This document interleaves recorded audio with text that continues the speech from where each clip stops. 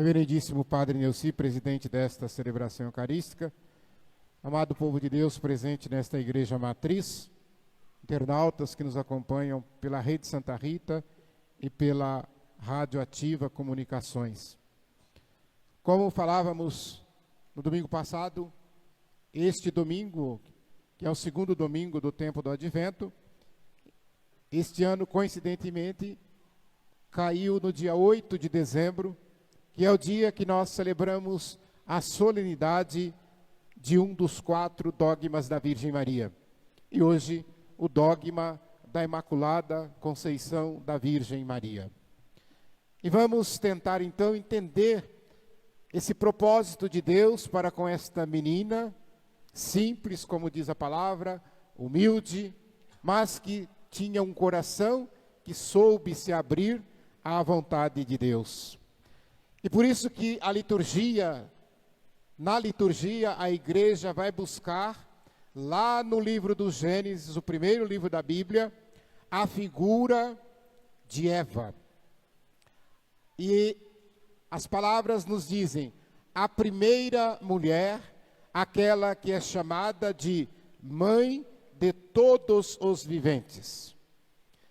Para quem não sabe, ou talvez nunca tenha parado para pensar, Eva foi criada por Deus em estado de plenitude da graça e de santidade.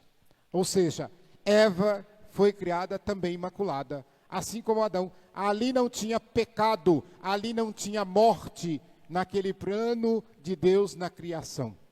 E a passagem que a leitura nos narra é justamente quando o pecado entra no mundo. E o pecado, então, entra por Eva. Então, ou seja, ali ao pé daquela árvore do fruto proibido, onde ela dá um sim para o mundo e um não para Deus. Ali, através da sua desobediência, ela perde a condição de sem pecado, ela perde a condição de uma pessoa que não morreria. Então, a partir de então, daquele pecado que entra no mundo, a morte também entra no mundo. E é por isso que a gente diz, quando nós lembramos, Eva, a mãe de todos os viventes. E aí nós olhamos para Maria, agora aquela que vai ser a mãe da humanidade. É interessante a gente olhar para essas questões. Quando nós lembramos que Maria deu sim, não para a morte, mas deu sim para a vida. Maria não foi desobediente, ela foi obediente mesmo sem entender nada. Porque talvez no diálogo que nós ouvimos da serpente com Eva, poderia se imaginar, mas por que não pode comer do fruto dessa árvore? Então, ou seja, o questionamento, eu não entendi. Então, vem a serpente, mas então pode comer, para você ver o que vai acontecer. E Maria também, vocês veem no diálogo dela com o arcanjo, que ela também não entendeu. Tanto é que ela pergunta para ele, como vai acontecer isso? Eu não conheço homem algum, mas, mesmo sem entender, ela confiou nos propósitos de Deus.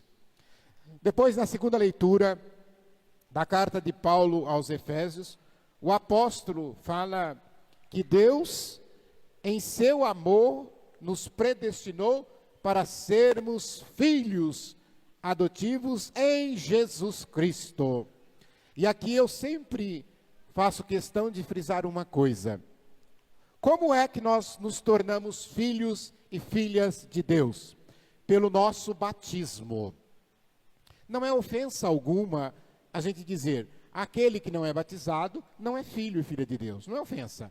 Ele é criatura de Deus, sim, amada por Deus, obviamente, mas é o batismo que sela essa condição de filhos adotivos. E por que a gente usa essa expressão filhos adotivos? Por quê? Porque o filho primogênito é Jesus Cristo, o único filho de Deus, ele é unigênito. E é pela sua morte de cruz, nos trazendo a salvação, que ele nos dá essa garantia de, pelo batismo, nos tornarmos filhos de Deus. Ora, se somos pelo nosso batismo filhos e filhas de Deus, consequentemente, somos irmãos de Jesus Cristo. Ele é o irmão maior, poderíamos dizer assim, o irmão primeiro, primogênito, mais velho. Mas nós todos somos irmãos de Jesus Cristo e somos filhos do Pai de Jesus Cristo, que é Deus. Todos somos filhos e filhas de Deus. Muito bem.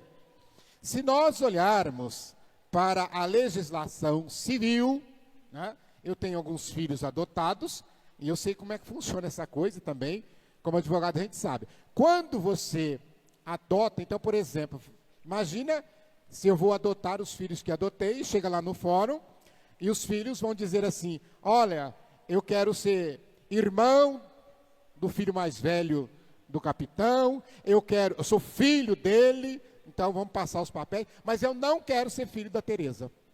Tem jeito? Não tem.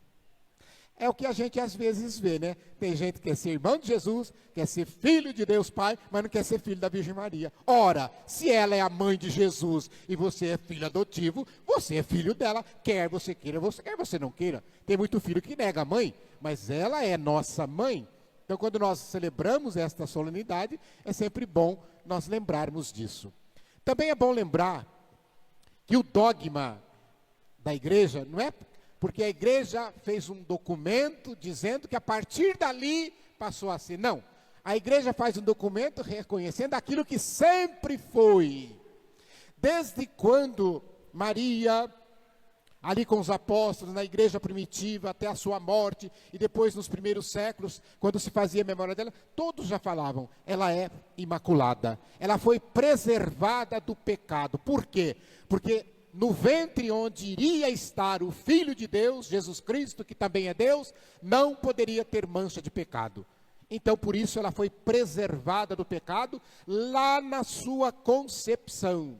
Ela foi preservada do pecado lá na sua... Todo mundo falava isso, todo mundo reconhecia isso. Basta a gente ler os antigos escritos dos padres da igreja, lá pelo século 3, 4, 5, que a gente vai ver, isso era pacífico.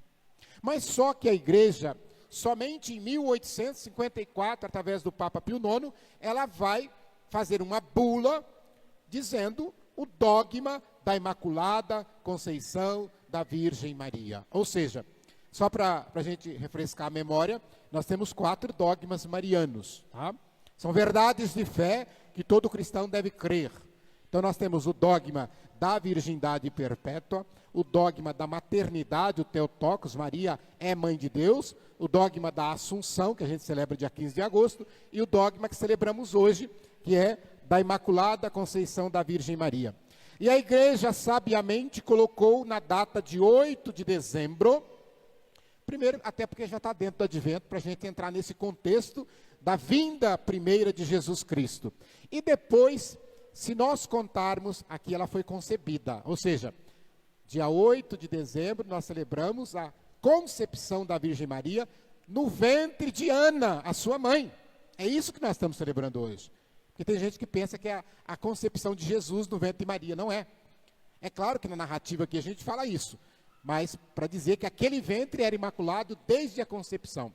E aí a gente conta o tempo da gravidez, 9 meses. Vai dar no dia 8 de setembro. O que a gente celebra dia 8 de setembro? Vocês lembram? Gente, vou refrescar a memória de vocês. Dia 8 de dezembro, nós estamos celebrando a concepção da Virgem Maria no ventre de Ana. Passou 9 meses, dia 8 de setembro, o que a gente celebra? Natividade de Nossa Senhora. O dia que ela nasceu, 9 meses depois, dia 8 de setembro, a gente celebra a festa do nascimento da Virgem Maria. Maria é uma mulher que tem corpo de mulher, psicologia de mulher, sentimentos de mulher, tem a sua condição feminina, como diz, uma mulher simples, prometida em casamento a um homem simples, trabalhador. E aqui vale destacar, né, que a mulher naquele tempo, ela era deixada de lado num segundo plano, né? E aí, nesse episódio aqui, olha a grandeza de Maria, porque ela sabia que ao assumir, ao dar o seu sim, ela estava correndo risco de morte. Por quê? Ela ia dizer, eu estou grávida, mas não é do meu noivo.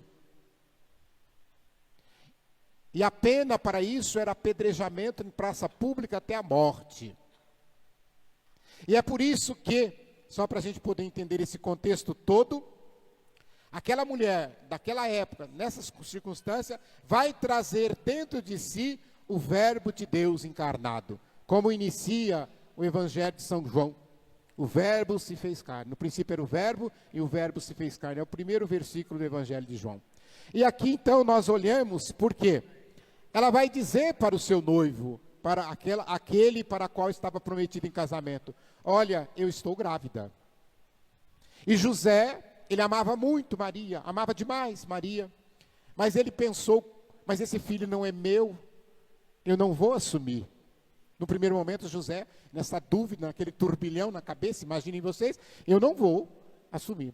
Mas só que ele sabia que se ele não assumisse, se ele denunciasse Maria, ela seria morta.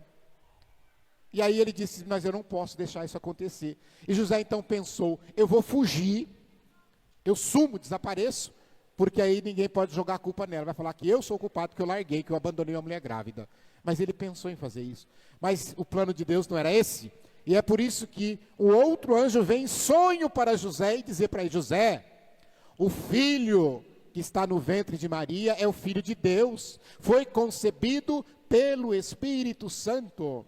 Então é a partir dali que José, então, para dar descendência, porque isso também está escrito no próprio Antigo Testamento, tinha que ser da estirpe de Davi, do tronco de Jessé, que é o pai de Davi. Então vem José aceitar Maria, para ele zelar, ser o guardião, cuidar da criança, cuidar daquela mulher. Então esse papel de José, também muito bonito, e aqui ao lembrar da vida de Maria, a gente dizer sobre esse que ficou com ela, apesar de todas essas coisas. Para ser a mãe do Salvador, então, Maria foi adornada por Deus com estes dons dignos. Então, o anjo Gabriel, eu acho interessante isso aqui, quando ele vai saudar a Virgem Maria, ele diz assim: ave, ave cheia de graça. Esta expressão ave, naquela época, ela só era usada para rei e rainha.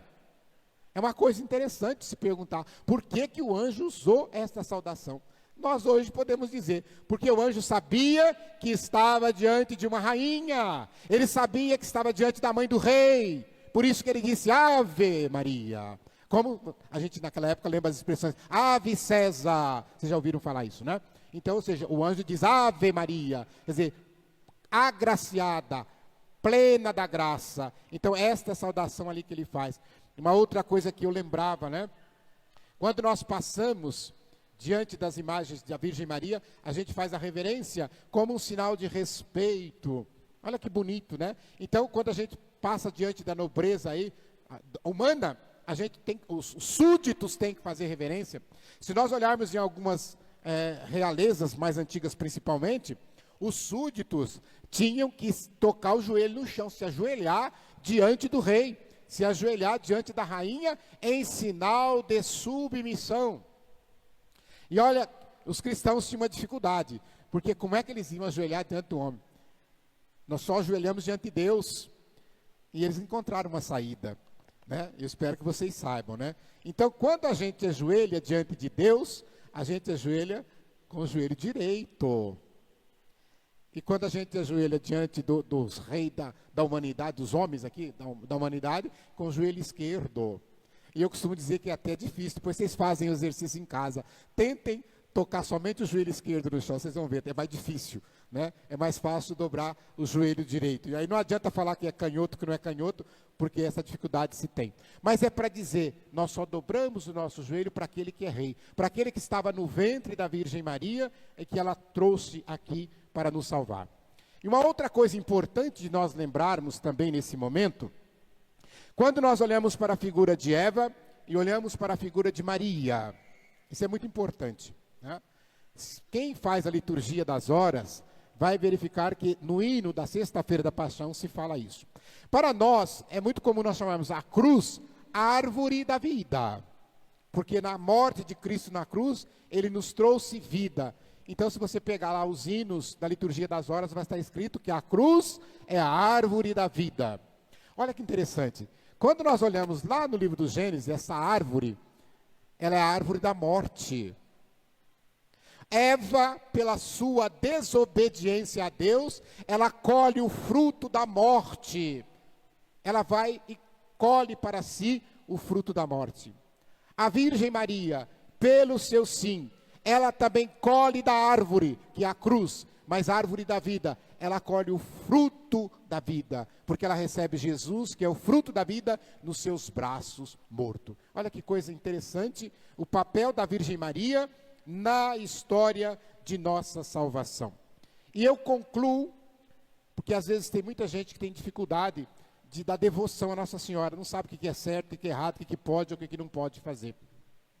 Nós temos um documento na igreja, chamado Lumen Gentium, é do Concílio Vaticano II, é uma constituição. Vocês não vão guardar nada disso, mas se você clicar lá no Google, LG, vai lembrar do eletrodoméstico, LG, põe lá Vaticano II, vai aparecer lá. E nesse documento tem um capítulo inteirinho ensinando-nos como deve ser a verdadeira devoção à Virgem Maria, sem erros teológicos, sem fazer nada espalhafatoso. Ou seja, como a igreja nos ensina a honrar e a venerar aquela que é a mãe do nosso Salvador Jesus Cristo. É o capítulo 8º da Lumen Gentium, este documento do Concílio Vaticano II, para que nós possamos aprender a venerar aquela que é a toda santa, Panarria, cheia da graça de Deus, e aí que nós também possamos nos encher mais da graça de Deus. Louvado seja nosso Senhor Jesus Cristo. Para sempre seja louvado.